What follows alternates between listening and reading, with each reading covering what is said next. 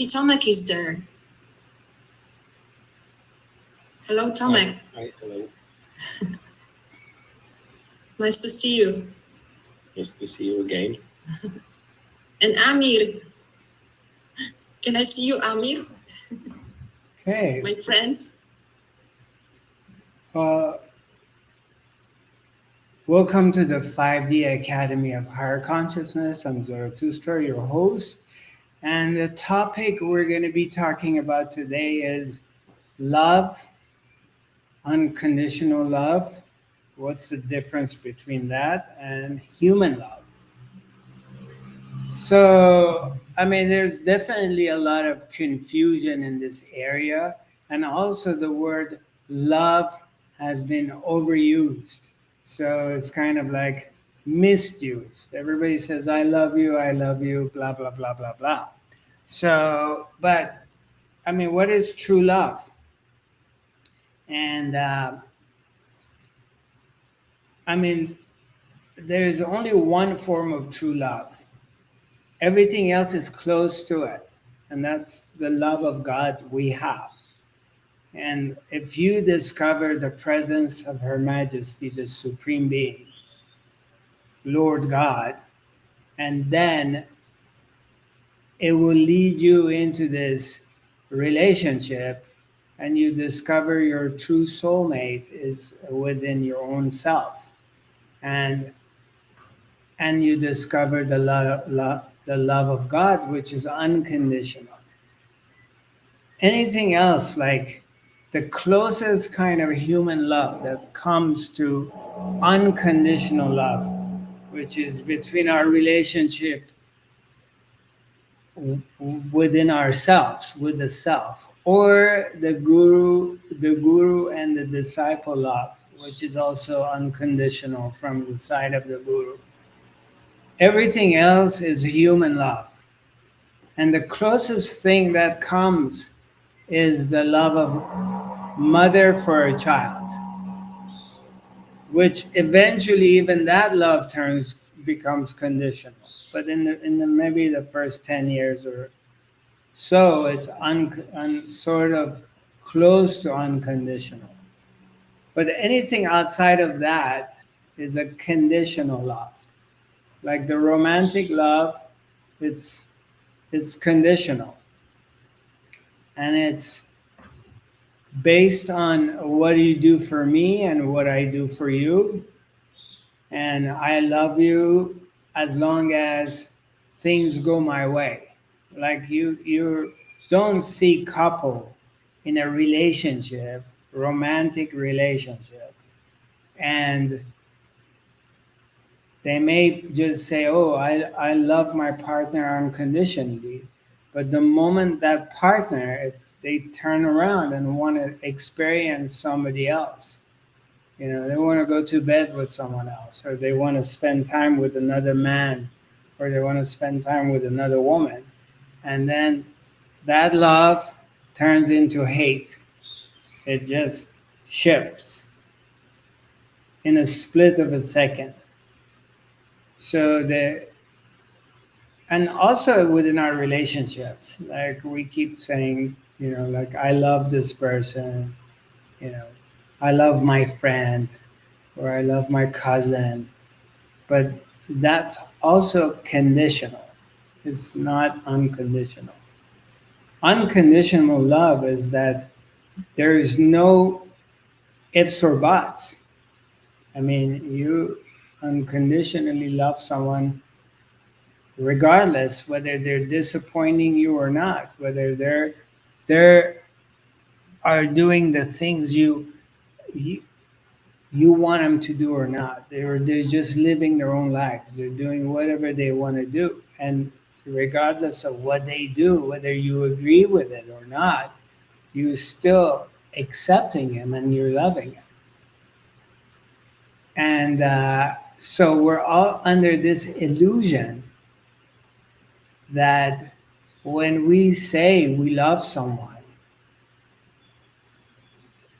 but we want something from them, it's not like we don't want anything from them. So there is like conditions, or we want certain kind of behavior. And that is like, I don't know, with your athletes, with your actors, actresses, with your icons, it's like as long as they're behaving in a certain way that you wanted, you accept them. And the moment like they just go in a different direction, that love turns to hate. And you can just check it out for yourself. You can take a look and see how it is with these relationships you have with other people, and that you're saying you love them. But check it out. Just take a look. Take a moment and see all these relationships you have, and you say, I love this person, and just examine it to see like what this love is about.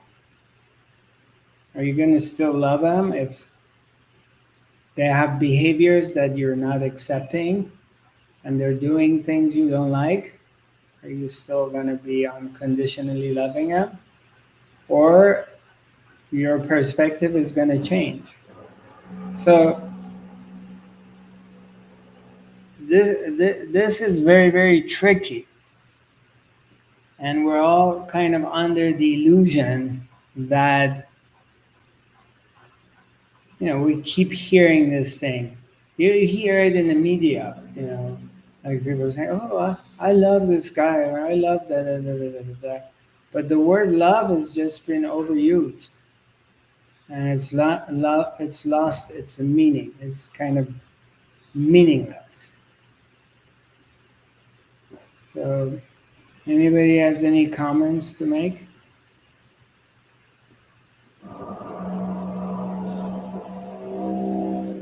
I mean, if you start examining your relationships with other people, that you claim that you love them, just for 1 minute, imagine like they change their behavior and they're not doing the kind of things you're expecting them to do. Are you still gonna love them and accept them, or is it gonna change? Let's just check it out. Let's sit with it for a second and see if it's true or Yes, not. but maybe I don't want to keep spending time with them, but yes. Yes, what? I'm not sure if I understand what you're talking about. Yes, I love them and I accept them, but maybe I don't want to keep spending time with them. Okay, use an example.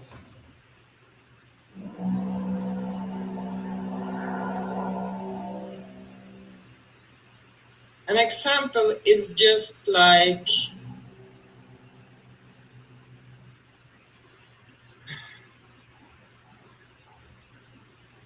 I don't really want to go into an example right now, but I have experienced many times that people I love, they shift and they do something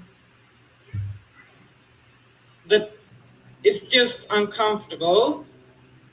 And then I'm aware of that it's like a co-creation and a dance between me and them.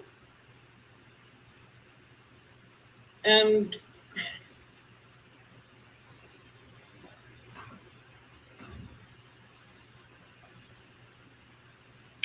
Yeah, so there's this thing that, yeah,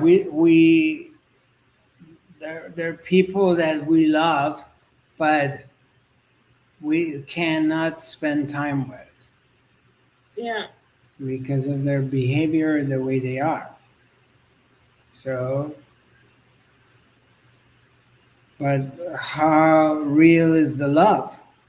I mean, what is that love? When we say I love someone, I really love you, but okay, well, how do you demonstrate it? How far this love goes? Or what are you willing to do to demonstrate this love? Are you willing to give up something of your own life for them? What does it mean when people say, "Oh, I love you, I love you"? Okay, well, all right. I need $10,000 right now. Are you willing to go sell something and give it to me? Are you willing to just cut off from a part of your life and help me? What does it mean? Because it's a word. But how do you, when push comes to shove, how do you demonstrate it? Are you willing, you know, okay, I say I love you. Right, all right. So demonstrate it. So in this demonstration, are you willing to sacrifice something of yourself? How do you show this love? Because I love you is just a word. But you have to demonstrate it. If you don't demonstrate it, it's meaningless. Like the rest of everything else. It's just words. When you say to somebody, I really love you, is how far are you willing to demonstrate this? 'Cause if you can't demonstrate it, it's meaningless. It's also interesting because words means different things for different people, and I actually feel that I have been sacrificing a lot the entire my life. So the word sacrificing, it is like, for me, it is like, then I'm totally depleting myself, and I like demonstrating the love. It can also be in another way than to sacrifice. But when you say this, what is coming up for me too, it is that maybe I can sacrifice like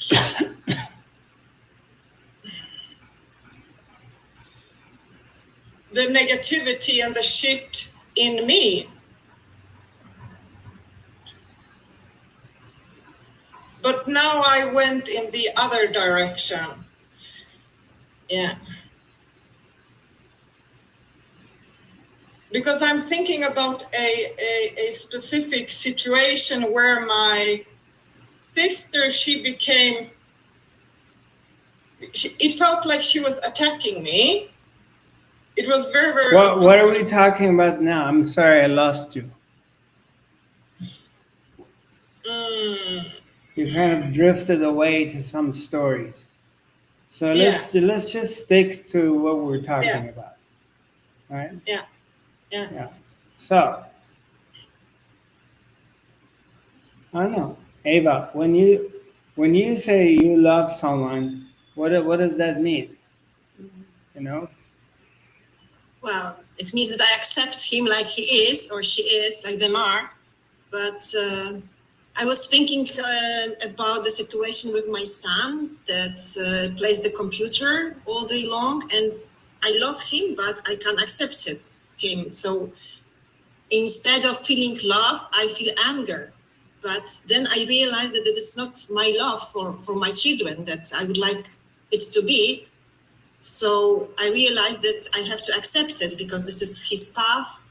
And I don't know, I just stopped telling him what he has to do, and it made me feel better towards him. And when I left this anger and this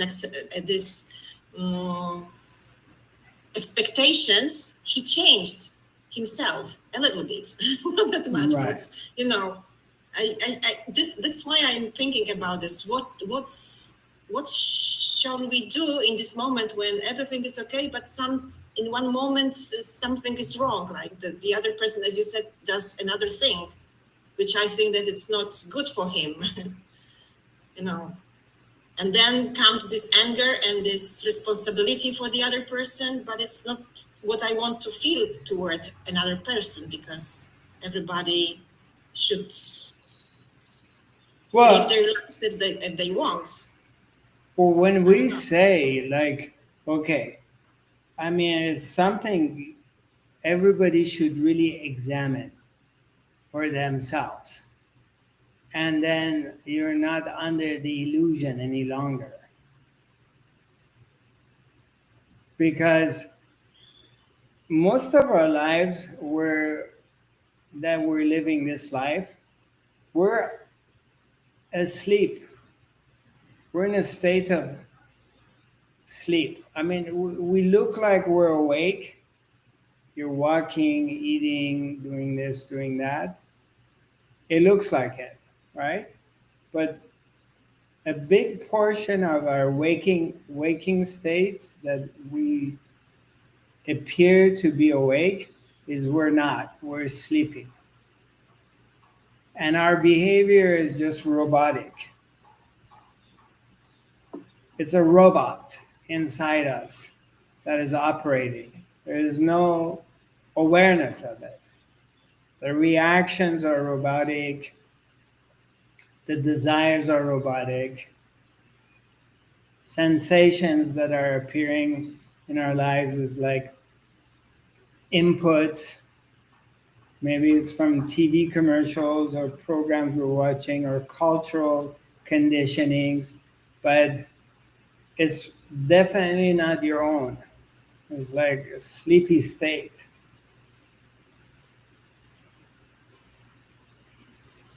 And if you dig deeper, really start looking at yourself objectively, which most people don't want to do it because, it's much more convenient to stay asleep because then you're going to have to look at the shit. And people don't want to look at themselves. It's so much easier to just like, life, oh, the constellations, da da da da, this, that. It's so convenient to stay asleep than to be awake. Because if you're awake, you have to look at yourself. And who wants to look at themselves when you can just stay asleep and continue on your robotic behavior? It's much more convenient that way. Because if you're awake and really looking at yourself, you may have to confront the truth of who you are and the stuff that they come out. Our conditionings, most human beings, literally like a big portion of the human population, have been traumatized. They've been traumatized in their childhood. So let's say, we get traumatized at age 7, 8, 9, whatever, till 13, 14 years old. And so emotionally you stop growing. You're stuck in that age. The body starts growing up. And the intellect. And then we learn all these fancy languages and all these other stuff, where we enter into the spiritual world and find the spiritual language, and so we're covering things up. We're not even aware of it. We're just covering up. But emotionally, there's like an 8-year-old there, 9-year-old. So that part doesn't grow. And that part is like when it doesn't really, you can see it. You can very clearly see it in other people, and then because it's easier to see it in other people. And then if you have the guts, then you're just going to examine it in yourself to see if you see it in yourself or not, which is a big leap. And you can just see it very clearly. I'll give you some tips. Just see if your food is delayed. Okay? Like you're deprived from your food for some reason. You're not getting your food in time. You're in a situation, wherever, you're in a retreat, or you're in a plane, or whatever. You're with a group of friends going to a restaurant, everybody gets served and you're not getting served. Just watch. And very simple thing, food. And then all of a sudden you see the kid comes out. A grown-up person, 50, 60 years old. And all of a sudden you just see this other part comes, like a kid, throwing a fit.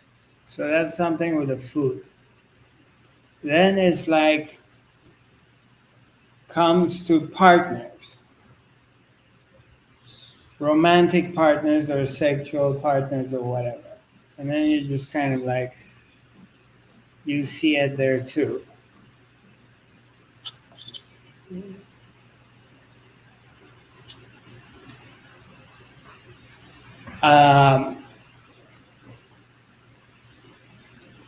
Check it out. It comes to a romantic situation, and then all of a sudden, you're not getting what you want, or you were getting it in a pattern, now it's not, and just see what happens.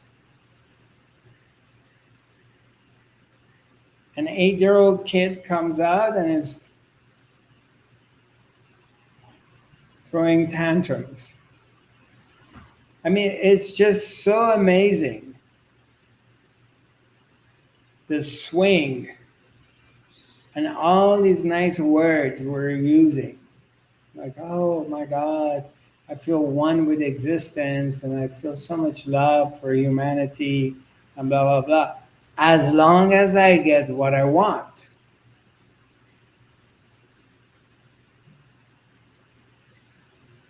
And let's say you're in a situation like, they're serving food and, and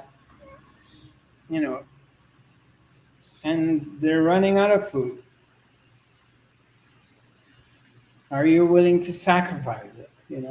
Just like your portion for someone else?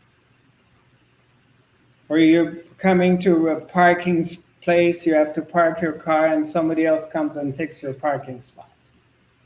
Or you're waiting in line at the coffee shop and someone comes and cuts in your, they cut you off. And there's like so many little incidences that can happen throughout our daily lives that it gives you an opportunity to really look at yourself, to see like emotionally where you're at.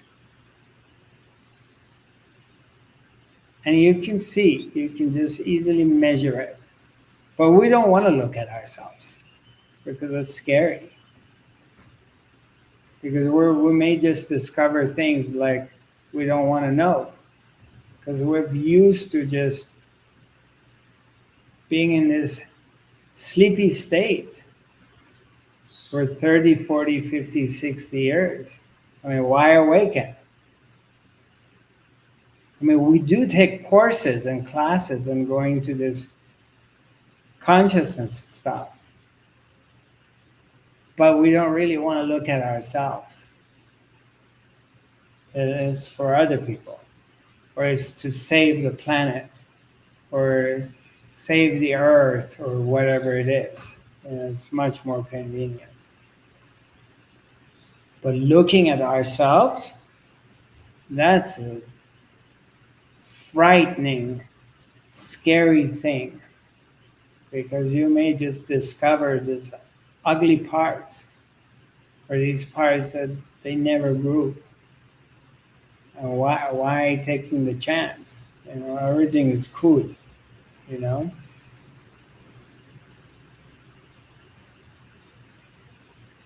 I'm very comfortable with everything the way it is. Why stir up the apple cart? Because I may discover things that I don't like.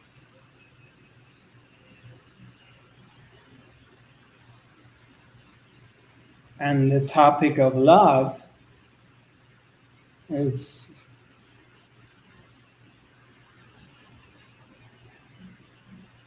it's very easy to cover it up with a lot of words and blah blah blah and this story and that story. But human nature, I mean, you can just deny somebody from their basic stuff and you just see where they're at.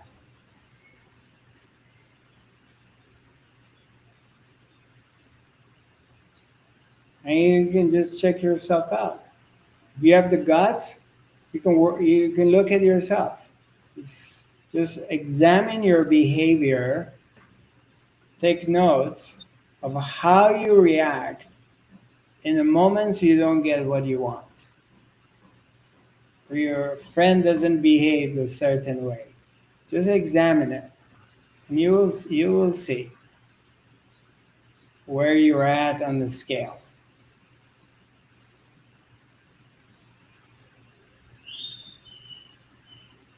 What's wrong with your hand, Hilde? What happened? And it's broken, my hand. You broke your Yeah. arm? Yeah. How did you do that? When I was in the garden Okay.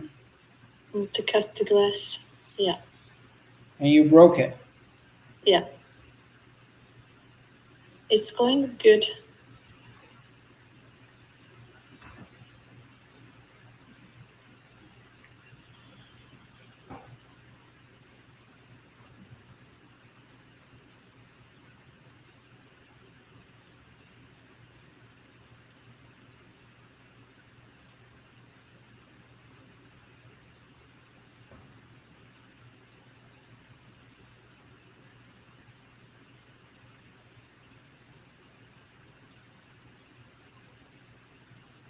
I put a question. Yeah. This chaos that is inside of us when it happens what you said, that someone doesn't do what we really want them to do, isn't it connected with the fact that we don't love ourselves, that we don't accept ourselves, that we don't like our, I don't know, bodies, appearance, lives?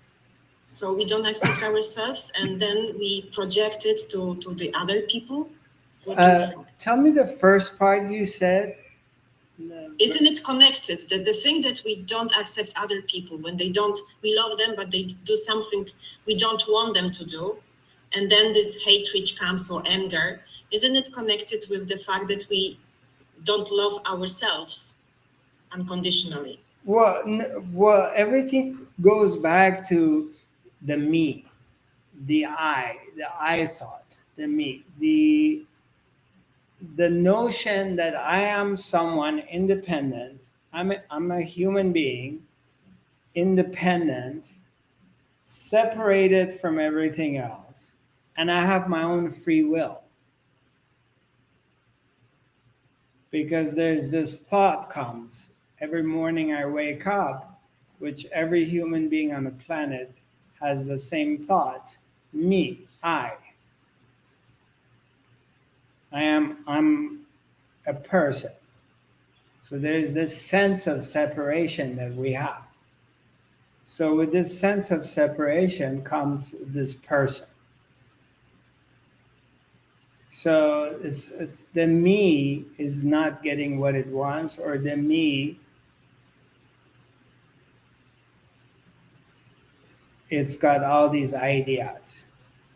So bottom line is, if you go to the roots and really get rid of this me, this illusory person who has this sense that they're separated from totality and they have something to say.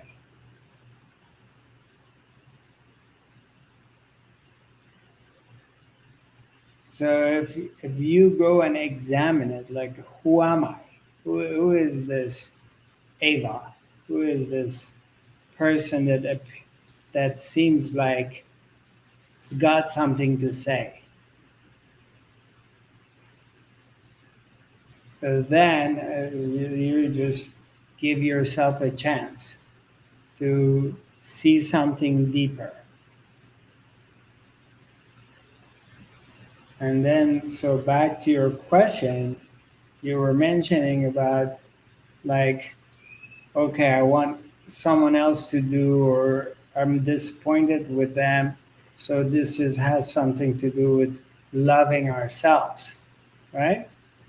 Is something like that? So basically, if you have reached a level of maturity within yourself, so first of all, you're accepting and loving yourself for the way you are. There's no self-judgment. And then also emotionally, that other part of you is cut up. So emotionally, you're your age. So now you're mature. You can handle things, whether things go your way or they don't go your way. So, which is very rare. I mean, there are human beings on the planet that they have matured. But the rest of the humanity is like little children. Yeah, and you can say it, I told you. There's just pointers that you can see how they behave. And it completely changes their behavior, whether it's over the money or sexuality or romance or food. You're getting your food on time. Things are happening the way you want them or not. And you can just,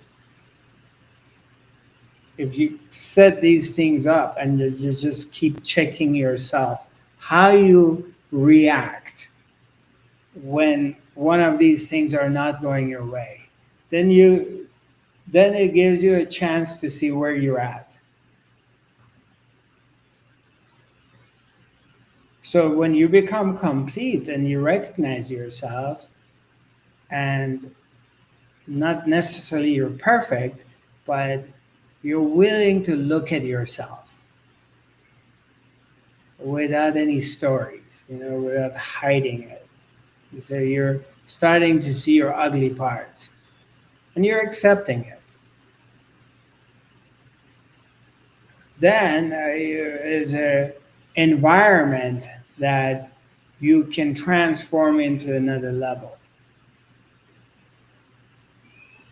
Before that, there's no chance.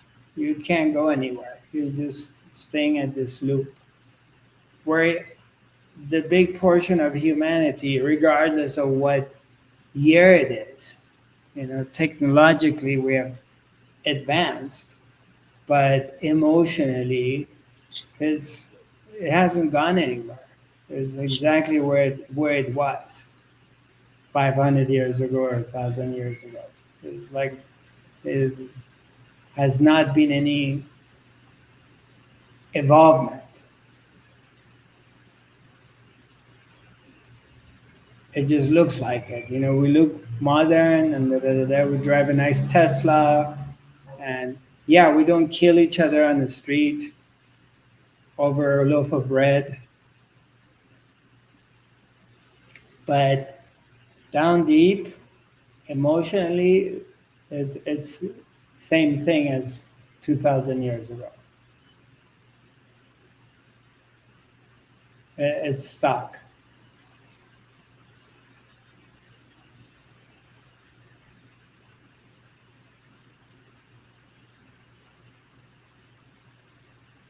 And then why look at yourself? There's a lot of distractions out there. Let's go on Instagram, Facebook, this, that. Donald Trump, YouTube, news, and blame it on other people. Why should I look at myself?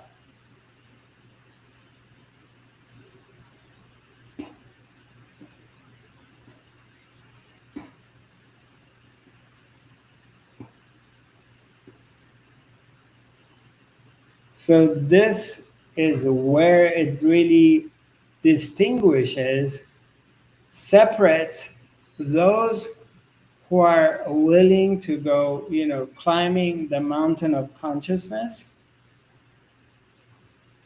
You separate yourself at that point. Because you gotta go to your dark side. You gotta go into your shit and face it. And that's very primal stuff.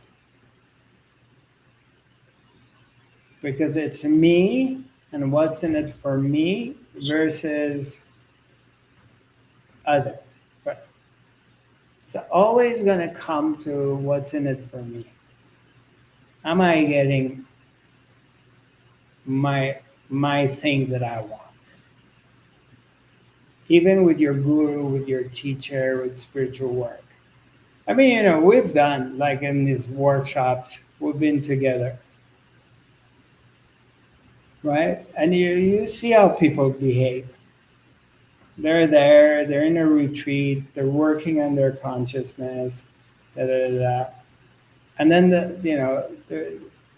they've done all this work, blah blah blah blah blah blah. They got all these medals, they've done like shamanic work, and they've done like ancestral, healing and cord cutting, and I don't know, Akasha record and blah blah blah. They got all these medals. But then, comes to lunch, and lunch is a little bit late, and then this ugly part comes out. We saw it, remember? Last summer? Yeah.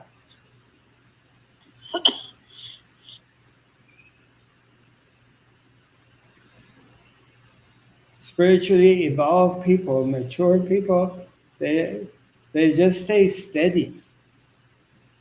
They don't have this constant ups and downs based on the other circumstances. They're steady inside, and they found stillness. They found this inner silence within themselves, and they're still. So you don't see this up and down, drastic up and down with it. They're mature. Spiritually mature, which is very rare. Because that requires us to look at ourselves.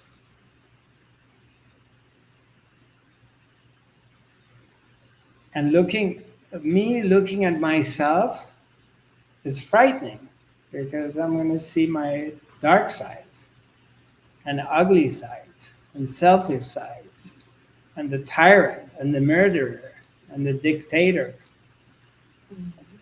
And it's, I don't want to see it.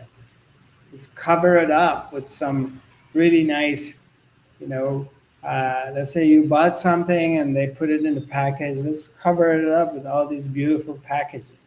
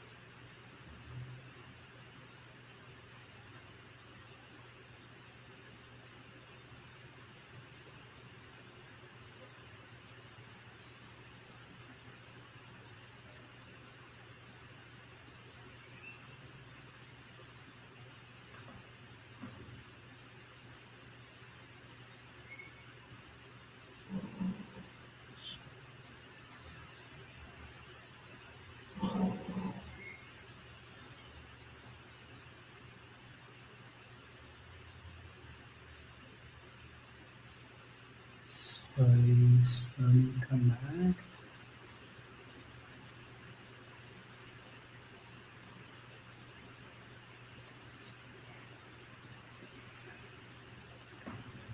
So it's nice to see you all. Hi, Thomas. Nice to see you. Welcome back. Nice to see you as well. So our retreat is happening. So that's on, in case if anyone's wondering. And we'll continue on our academy next week. If you have any suggestions, feel free to write to me. If you have a juicy topic to talk about and it fits, just let me know. Keep in mind, I've been doing the academy for the past 10 years, so I do run out of topics.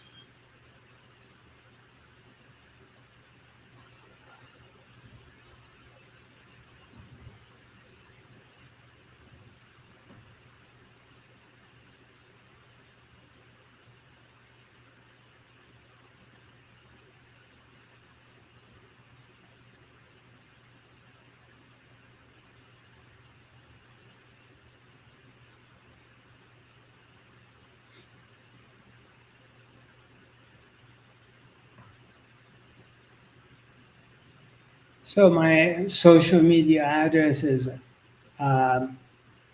Zarathustra 5D. Our website is Zarathustra.tv. If you feel like connecting with us, feel free. Also, regarding the upcoming retreat in this August, my dear Eva and Yurik are contacts in Poland. So if you want to contact them, you're welcome to, or if you can contact us directly. I been quiet on the video making side, so we haven't been posting much on Instagram or Facebook. So I've been kind of catching up with my life, but we're going to start posting stuff soon. So there will be some action. Anything anybody else wants to share before we wrap it up? Okay. Well, it's definitely nice to see you, and I look forward to connecting with you soon. Namaste. Sending you much love. I hope you heal up quickly, Hilde. Yeah, thank you. Yeah, you're welcome. Nice seeing you. Yeah. Okay. Nice to see you too. All right. Thank you. Thank you. It was a very good topic. Thank you. Yeah, my pleasure. Nice seeing you all.